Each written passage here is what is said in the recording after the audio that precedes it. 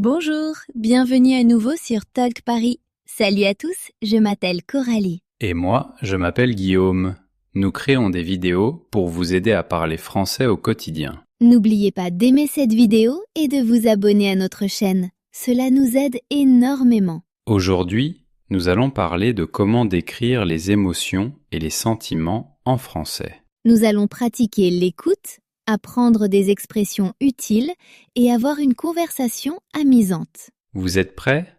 Alors on commence. Coralie, comment tu te sens aujourd'hui? Je me sens très heureuse aujourd'hui. Le soleil brille et ça me met de bonne humeur. Et toi? Moi aussi, je me sens heureux. Mais ce matin, j'étais un peu fatigué. Oh, tu étais fatiguée? Je suis désolée d'entendre ça. Ce n'est pas grave. J'ai bu un café et maintenant, je me sens plein d'énergie. Tant mieux. Tu sais, parler des sentiments en français, parfois c'est difficile. Je comprends. Il y a beaucoup de mots différents. C'est pour ça que notre sujet est parfait aujourd'hui. Oui, nous allons apprendre à parler des émotions et des sentiments. Nous allons apprendre des mots simples comme heureux, triste, en colère et d'autres encore. Et nous allons voir comment dire je suis et je me sens. Super. Je me sens enthousiaste à l'idée d'apprendre. Enthousiaste, c'est un excellent mot. Commençons par les sentiments les plus basiques. Les deux premiers sont des opposés, heureux et triste. Peux-tu me donner une phrase avec heureux? Bien sûr. Je suis heureuse aujourd'hui. Parfait. On peut aussi dire je me sens heureuse. Les deux sont corrects. Quand as-tu été heureuse récemment? Hier, j'étais heureuse parce que mon équipe de football préférée a gagné. Très bien. Maintenant, parlons de triste. Je suis triste quand une amie proche déménage dans une autre ville. Oui, c'est un sentiment un peu solitaire. Passons à une autre paire d'opposés. En colère et calme. En colère est un sentiment fort. Par exemple, mon frère est en colère quand j'utilise son téléphone sans demander. Exactement. On peut aussi dire un peu en colère ou agacé. Par exemple, je suis agacé par le temps froid. Et calme, c'est un sentiment paisible et tranquille. Oui, je me sens calme quand je m'assois près de la rivière et que j'écoute l'eau. Donc, nous avons heureux, triste, en colère et calme. Maintenant, parlons de l'énergie, fatigué et énergique. Je suis fatigué à la fin de la journée, presque tous les jours. Je connais ce sentiment. Moi aussi, je suis très fatiguée le soir. Je serai probablement fatigué après avoir terminé cette vidéo. C'est possible. Mais le matin, tu es toujours énergique. J'essaie de l'être. Je bois du café pour me sentir énergique. D'accord. Maintenant, parlons des sentiments quand on est avec d'autres personnes ou dans un nouvel endroit. Le premier mot est timide. Timide. Je me sens timide quand je parle français avec de nouvelles personnes. Mais tu te débrouilles très bien maintenant. L'opposé de timide peut être confiant. Confiant. Je me sens plus confiant quand je parle français avec toi. Oh, c'est gentil, merci. Et que dire de nerveux? C'est un peu comme timide, mais aussi pour un examen ou quand on attend quelque chose. Je me sens nerveux avant un grand examen de français. Mes mains tremblent un peu. Oui, trembler est un signe physique du stress. Et l'opposé de nerveux? Détendu. Parfait. Je me sens détendu en vacances ou quand je passe du temps avec toi. Moi aussi, je me sens détendu avec toi. Parlons maintenant de effrayer ou avoir peur. C'est presque pareil. J'ai peur des endroits très hauts. On peut aussi dire j'ai peur du vide. Et l'opposé, quand on ne sent aucun danger? En sécurité. Je me sens en sécurité chez moi. Oui. Et courageux, c'est quand on fait quelque chose même si on a peur. Tu es courageuse d'apprendre le français. Merci, je me sens courageuse parfois. Maintenant, un mot amusant. Surpris. Surpris. Comme quand on dit « Oh là là, je suis surpris ». Exactement. Cela peut être positif ou négatif. J'ai été agréablement surprise par un cadeau ou désagréablement surprise par la pluie. Et ennuyé. Ennuyé, c'est quand rien n'est intéressant. Je m'ennuie quand j'attends le bus trop longtemps. Le film était ennuyeux, donc je me suis ennuyé. Ennuyeux décrit la chose. Ennuyé décrit le sentiment. Très bonne connexion. Essayons maintenant des sentiments plus forts.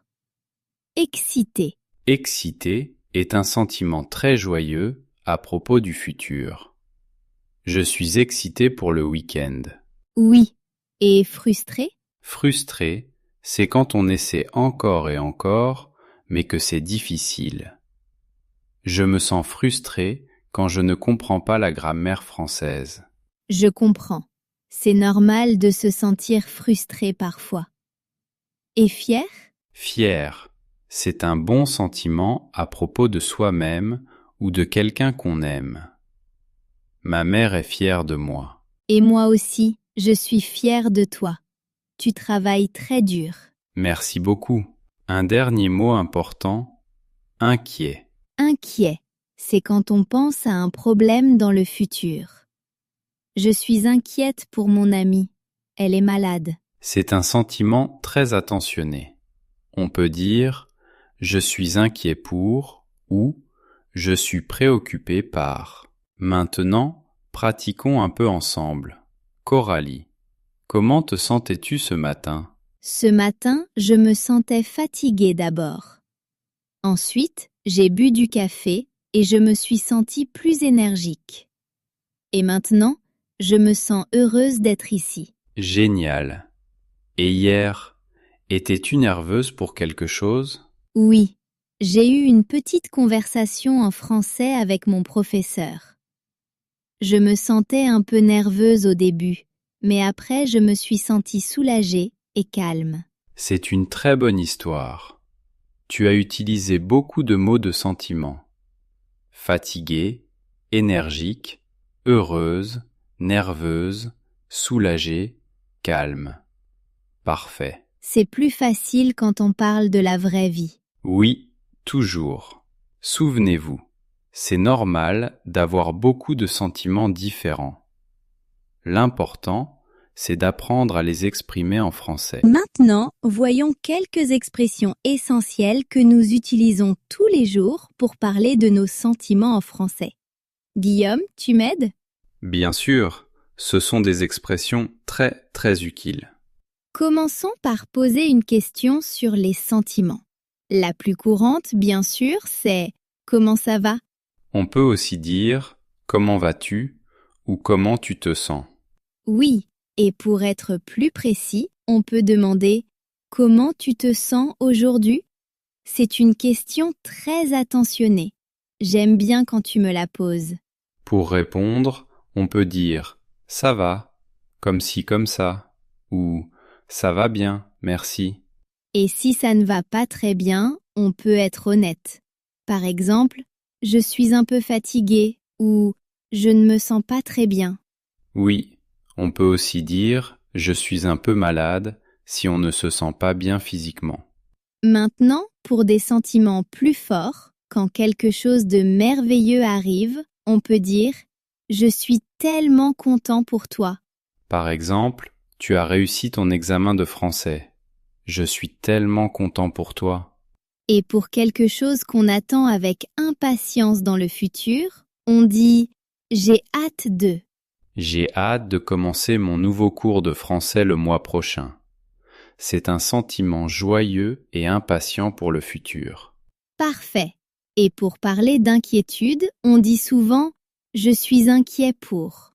Je suis inquiet pour ma présentation en français au travail ou je suis préoccupé par mon examen. Et si quelqu'un te dit qu'il est inquiet, tu peux répondre « Ne t'inquiète pas » ou « Ça va aller ». Oui, c'est gentil et ça aide la personne à se sentir mieux. Un autre sentiment fort, c'est la déception. On peut dire « je suis très déçu ». Par exemple, je suis très déçu que le cours ait été annulé. Une façon plus douce de le dire, c'est « quel dommage » ou « c'est dommage ». Parlons de la surprise. Une phrase très courante est « je n'arrive pas à y croire ». Je n'arrive pas à croire que nous sommes déjà en décembre. Cela peut être une bonne ou une mauvaise surprise. Pour une bonne surprise, on dit « quelle bonne surprise ». Pour une mauvaise, on peut dire « c'est choquant ». Maintenant, parlons du fait de manquer quelqu'un. On dit « tu me manques » ou « je m'ennuie de toi » selon la région. Oui, c'est très important. Mais attention, j'ai raté le bus a un sens différent. Exactement, le sens change. Le français est intéressant. Et quand tu aimes quelque chose, tu peux dire « j'adore cette chanson ». Ou je suis vraiment passionné par cette nouvelle série. Cela veut dire que tu l'aimes beaucoup et que tu t'y intéresses vraiment. Et si tu n'aimes pas quelque chose, une façon polie de le dire est « je ne suis pas fan de ». Je ne suis pas fan du temps froid. C'est plus gentil que de dire je déteste le froid. Parfois, les sentiments sont confus. On peut dire « je suis confus » ou « je ne comprends pas ». Et c'est normal de demander de l'aide. Tu peux dire tu peux expliquer encore une fois ou j'ai besoin d'aide pour ça. Quand tu es très occupé ou stressé, une phrase importante est « j'ai besoin d'une pause ». Oui, ou je me sens dépassé. Cela veut dire qu'il y a trop de choses en même temps. Et après une pause, tu peux dire « je me sens beaucoup mieux maintenant » ou « je suis prêt à continuer ». Maintenant, parlons de quelques expressions spéciales liées aux sentiments. Parfois, j'entends une phrase et je me demande ce que ça veut dire. Par exemple, « avoir envie de ». On l'utilise très souvent. Oui, avoir envie de est très utile. Cela a deux sens principaux. D'abord, cela veut dire que tu veux faire quelque chose. Par exemple, j'ai envie de regarder une comédie ce soir. D'accord. Donc, j'ai envie de manger une pizza. C'est simple. Et le deuxième sens? Le deuxième sens est plus descriptif. On peut parler d'une sensation ou d'une impression. Par exemple, j'ai l'impression d'être une super-héroïne quand je finis un grand projet en français. Ah, je comprends. Donc, c'est soit un désir, soit une impression. J'ai envie d'aller me promener et j'ai l'impression que cette eau est glacée. Exactement. Tu as bien compris. Une autre expression intéressante est sans rancune. Sans rancune, ça veut dire quoi exactement? Cela veut dire qu'il n'y a pas de colère après un désaccord. Par exemple, si nous discutons sur la meilleure façon d'apprendre le français, à la fin je peux dire sans rancune. Donc, cela aide à garder une bonne relation après un petit conflit? Oui, cela veut dire que tu ne gardes pas de sentiments négatifs. Une autre expression que j'aime beaucoup est sentiment mitigé. Oui, cela veut dire que tu as deux ou plusieurs sentiments différents en même temps. Par exemple, j'ai des sentiments mitigés à propos de mon nouveau cours de français. Je suis excité, mais aussi un peu nerveux. Donc, tu es heureux et inquiet en même temps. Exactement. C'est très courant lors de grands changements dans la vie. J'adore l'expression aux anges. Oui, cela veut dire extrêmement heureux. Par exemple, elle était aux anges quand elle a réussi son examen de français. Donc, c'est plus fort que simplement heureux. Oui, c'est un bonheur très intense. Et l'opposé? Que veut dire avoir le cafard? Avoir le cafard est une façon douce de dire qu'on se sent triste ou un peu déprimé. Par exemple, il a le cafard depuis qu'il a raté son examen. Donc, on peut demander à un ami « Tu as le cafard? Tu veux en parler ?» Oui, c'est une manière naturelle et gentille de poser la question.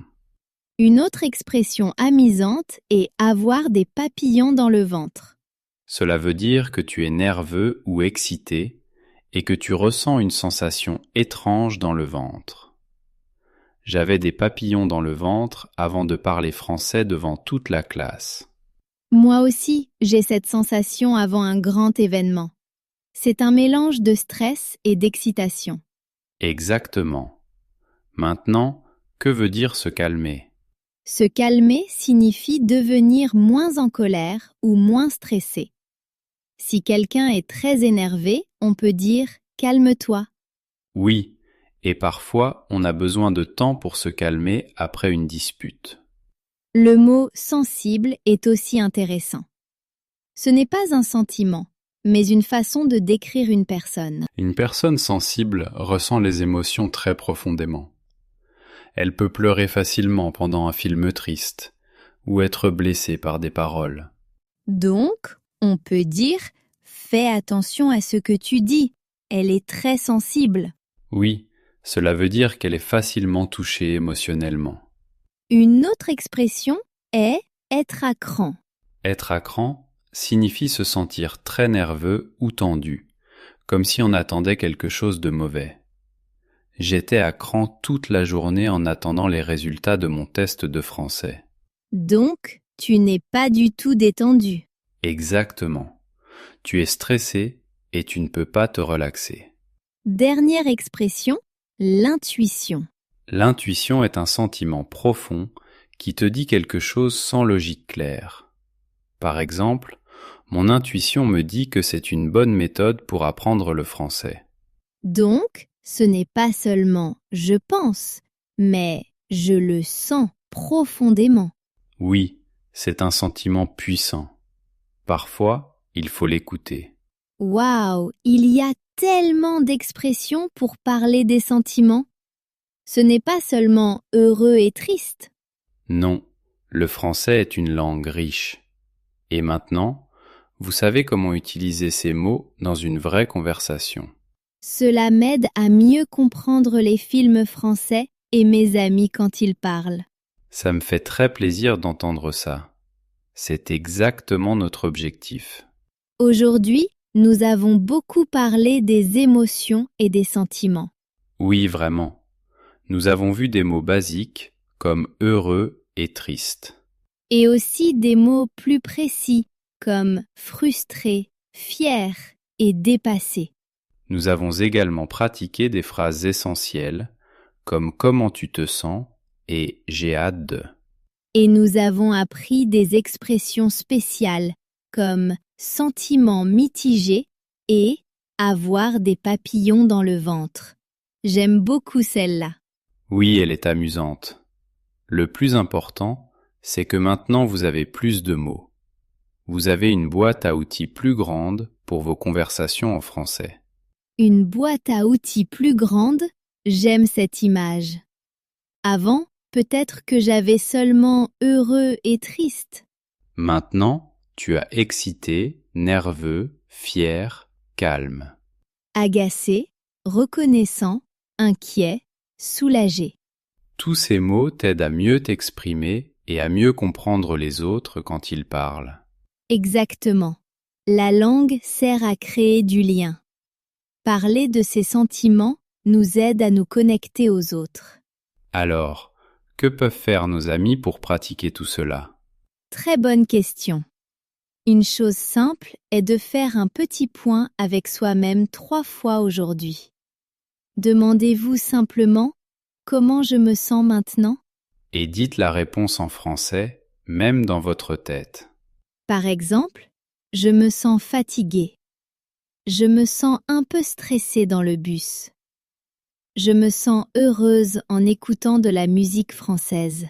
C'est parfait. Et si vous vivez avec quelqu'un, vous pouvez lui demander « Comment tu te sens en ce moment ?» Oui, c'est aussi une manière très gentille de communiquer. D'accord, maintenant notre partie préférée. La question du jour est très simple aujourd'hui. Nous avons appris beaucoup de mots. Oui, beaucoup de mots sur les sentiments. Alors dites-nous, quel est un mot qui décrit comment vous vous sentez en ce moment? Un seul mot.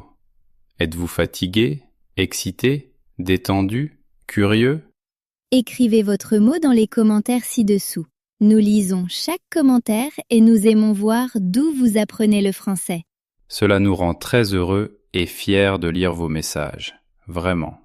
Et si vous avez une histoire sur un moment où vous avez ressenti une émotion forte, vous pouvez aussi la partager. Nous serions ravis de la lire.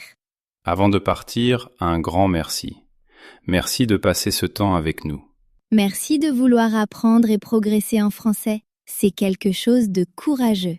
Si vous avez aimé cette leçon sur les sentiments, montrez-le nous en aimant la vidéo. Et si ce n'est pas encore fait, abonnez-vous à Talk Paris et activez la cloche pour ne pas manquer notre prochaine conversation. La prochaine fois, nous parlerons d'un nouveau sujet utile pour la vie quotidienne. Nous vous retrouverons bientôt. Prenez bien soin de vous. À bientôt! Merci d'avoir regardé Talk Paris. À la prochaine!